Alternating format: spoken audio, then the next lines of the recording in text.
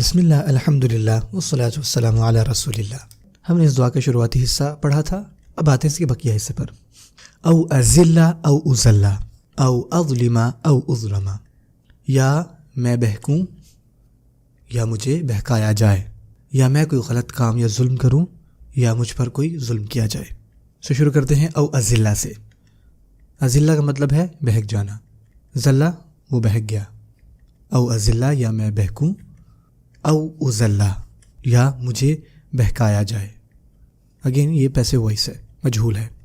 سو او ازلہ او ازلہ،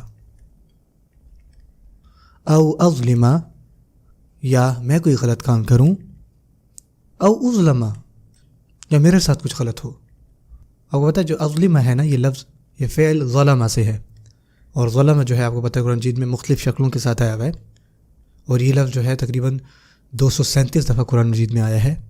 آپ میرے ساتھ پڑھ سکتے ہیں 3 افعال کی شکلیں اور 3 اسم کی شکلیں۔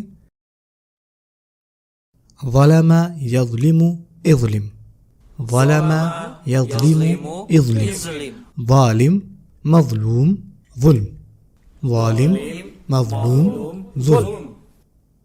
او اظلم او اظلم، یا میں ظلم کروں یا میرے ساتھ ظلم کیا جائے۔ ازلہ او ازلہ کا مطلب ہوتا ہے کہ اے اللہ، میں نہیں چاہتا میں کسی بھی اور شیپ میں بہک جاؤں، کہ میں کسی بھی قسم کا کوئی بھی گناہ کا کام کروں، چاہے مجھے اس کا پتہ ہو یا نہ پتہ ہو، اور اسی طرح میرے ساتھ بھی کوئی ایسا نہ کرے۔